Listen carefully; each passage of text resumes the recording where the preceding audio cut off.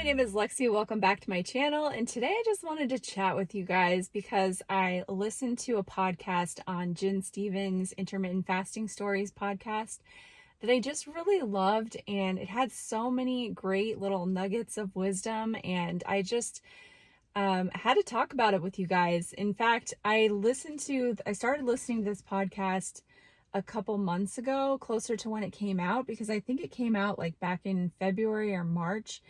And I'm actually really behind on listening to those podcasts, which I used to be totally caught up and waiting for each episode. But I'm a little bit behind because I've been listening to other podcasts. But I started listening to this episode and I had to pause it because it just really made me stop and think. And I knew I wanted to share it with you guys. So it took me a while to get back to it. And I finally listened to the rest of the episode. So I wanted to talk to you guys about it. As you know, if you've been listening to, or if you've been watching my channel for a while, you know that I absolutely love fasting stories podcasts. Jen's is definitely my favorite. I love the Fasting Highway podcast, which I was on that podcast with Graham Curry.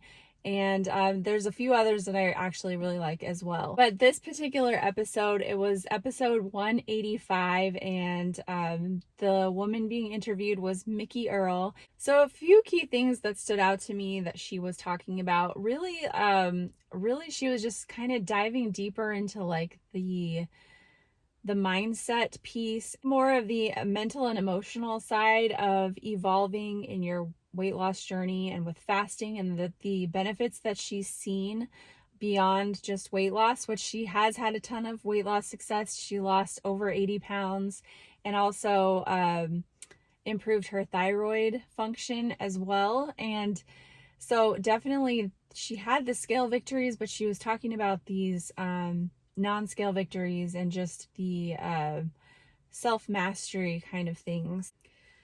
One thing that she talked about that I thought was really profound was just this idea of letting go of the past and not letting the past hold you back anymore. And just how the past is really, it's really more of a perception. We have our perception of what the past was like, and someone else could look at the same situation and have a totally different perception and see it completely differently than we do.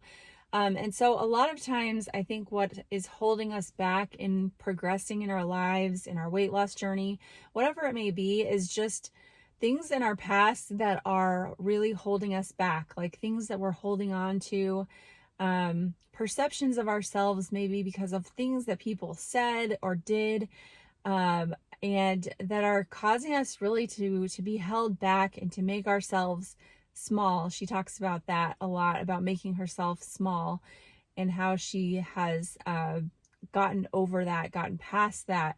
And she's actually a tall woman like myself. She's 5'10", I believe.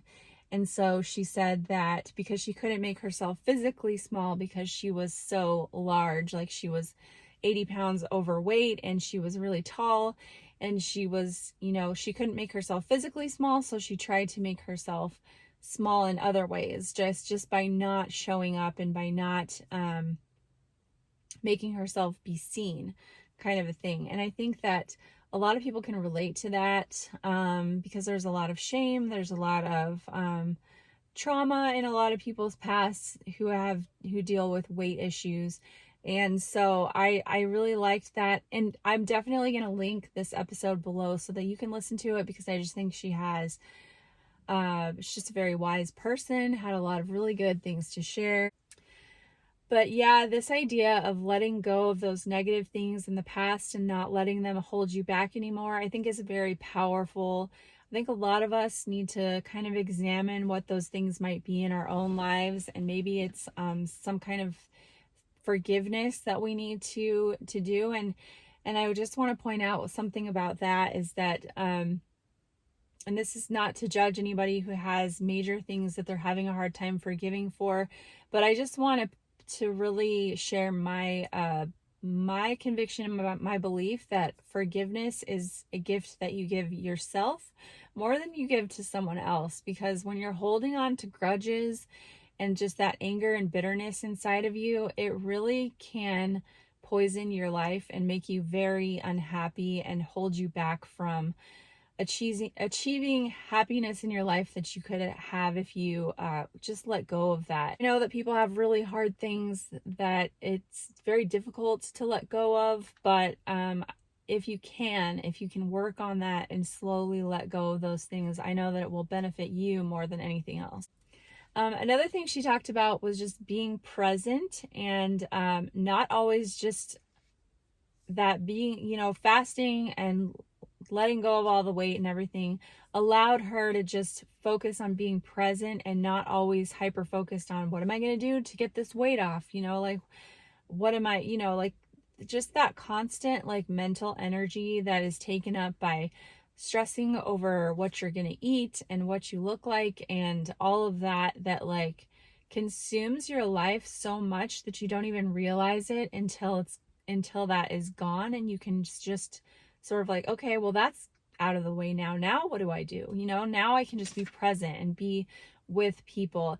And something that I've noticed too with fasting, and especially with alternate day fasting, when I have those times that I choose to not eat when other people are eating, like when I'm sitting down with people while they're eating and I'm not, it really allows me to focus on that person more and to really to be present with that conversation instead of just thinking about what I'm eating and how much I should eat or whatever. I don't really do that anymore with food. I'd say that when I eat now, I don't even worry about what I'm eating or what it's going to do to me unless it's a food that affects me negatively, but yeah, so much of that mental energy is definitely freed up, and it's amazing to me that I can sit while people are eating and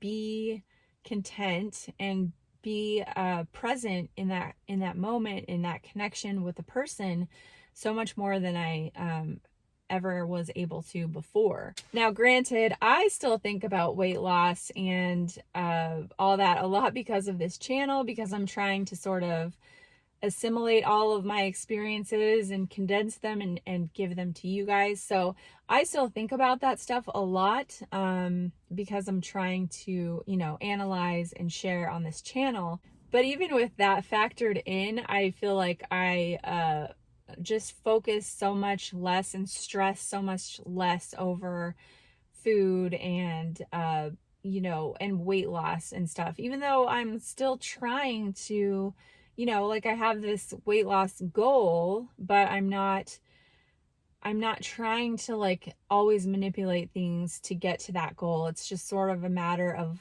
maintaining and progressing.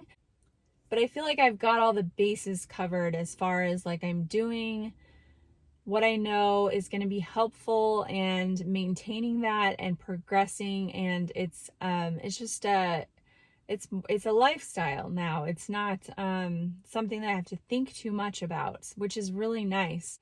And then the last thing that she talked about was just sort of not being reactive and making basically just being in the driver's seat. You're not making choices just reacting to other people and situations. You're just living your life and you're making your choices intentionally without feeling like you are constantly bombarded and just sort of in that reactive state. And I think that's a very powerful thing. And I think that for me too, that fasting has given me a lot more self-control in so many areas of my life. It's not just about food and eating, but I think having that exercising that muscle of self-control and self-mastery of not eating all the time and putting aside those boundaries has allowed me to create that in other areas of my life, like as far as spending and how I spend my time. I definitely just feel more in control overall. And so a lot of these thoughts that she brought up really resonated with me, and I hope that for you too, fasting can bring out some of these positive aspects that spill over into other areas of your life, because I think that fasting is very unique in that it frees up a lot of mental space and takes away some of that decision fatigue that we had back with those crazy diets. I do feel like fasting is so unique and such a powerful and special way to improve your health that it can really improve so many areas of your life. So I hope that you will check out this interview and let me know if you listened to it and what you pulled out of it. So thanks for watching, and I really appreciate you guys. I hope you're doing well, and I will see you next time. Bye-bye.